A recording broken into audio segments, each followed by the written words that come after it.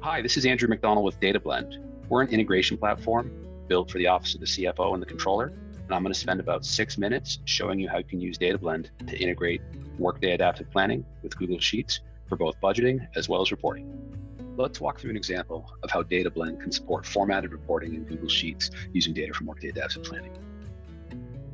So the DataBlend application simply becomes an extension of your Google Sheets interface. With the drop-down, you can enter DataBlend credentials, you can set up collectors, you can set up queries, essentially movement of data.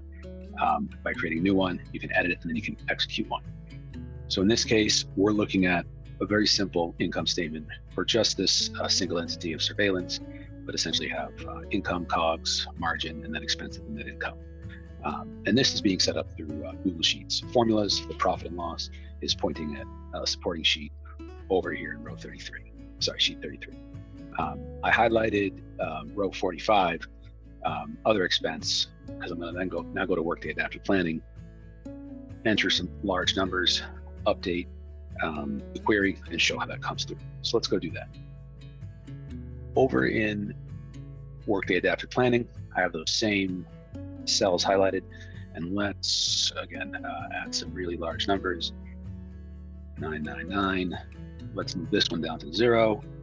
And let's move this one up to 5 million. Save those into the database. And then all I need to do is come back to DataBlend's Google Sheet interface. And then from the extension, I'm actually going to edit the saved query here just to show you a little bit how it can be set up and then run it right from there. Again, lots of options here on essentially picking the data source, the credential, the type, the version, time spans, accounts, levels, dimensions, lots of things. And then you can see on your right here, you're obviously pointing to where the sheet is, where you want the start column, the row, things like that. But this all looks good. So let's save and execute this. And those numbers should be, again, some going up, some going down. The 9 million, the 0, and the 5 million. And then I'll show how that affects both the report as well as the supporting data from sheet 33. So again, these went up in the proper amount. And then you can see on sheet 33, what used to be 100 is now 10 million, the 0, and the 5 million. Let's walk through an example of how DataBlend can support formatted reporting in Google Sheets using data from Workday Adaptive Planning. So the DataBlend application simply becomes an extension of your Google Sheets interface. With the drop-down, you can enter DataBlend credentials, you can set up collectors, you can set up queries, essentially movement of data. By creating a new one, you can edit it and then you can execute one. So in this case, we're looking at a very simple income statement for just this single entity of surveillance, but essentially have income, COGS, margin, and then expenses and net income. And this is being set up through Google Sheets. So we've just shown how DataBlend can support formatted reporting using Workday Adaptive Planning data within inside Google Sheets. One issue on this is that in order to get this raw data into this formatted report, obviously some pretty complex formulas. So what DataBlend can do is actually offer you the ability to build your own formatted reports within Google Sheets. So let's do that. So let's add a sheet. I'm gonna call it demo revenue so I can remember it. And now we're gonna go back to the DataBlend extension and we're gonna create a new saved query. I'm going to call it demo revenue. So everything is, remember it. I'm going to point it at the demo revenue sheet. I can pick where the columns are. I'm going to start from scratch. There's some great value here in being able to have a formatted report and then have certain cell ranges be the variable field.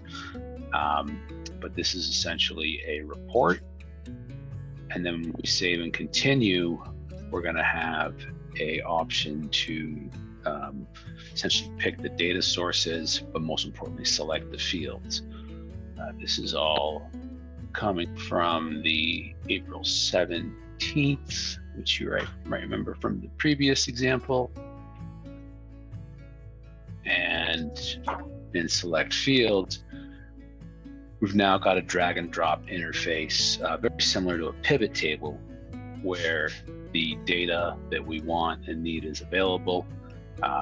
This is all actually the, call it the surveillance level, because we're just looking at limited scope, but you can move dates on values, and then I'm going to pick just a few account names and drop them in to the rows. Why don't we do 1, 2, 3, save and execute, and then DataBlend is essentially going to build this report in the structure that you need to. There are some options, some tools, including things like blank row, blank column, to support the formatting necessary to meet, whether it's a board report or a certain level of specificity that your reporting needs. Simple example, but you can tell with all that rich data of multiple levels, etc. DataBlend makes it very easy to build your own reports using pivot-like functionality within DataBlend using your Workday Adaptive Planning data. Now that we've looked at some reporting use cases, let's look at how DataBlend can be used to have budget data be entered in Google Sheets and have it move over to Workday Adaptive Planning. So in this case, we're looking at a model sheet to show vendor spending, and we have a very similar sheet set up within Google. You're able to, obviously, do something like add a row, then simply enter or use a drop down for selecting the dimensions, parameters, etc. In this case, we're doing vendor and level, and this is free form. Call this example, and let's put a ridiculously large number here, 99 million or something like that. Then all we have to do is come to the DataBlend extension, execute the saved query that we are calling vendor spend, and when I kick it off, it should just be 3 easy steps in order to have the data move to adaptive. Essentially, it's going to collect the data, and once it gets it out of that sheet, it's then refined, and then it should be imported, and we'll be able to very easily see if that $999 million is there simply by clicking the error refresh button. So let's go do that.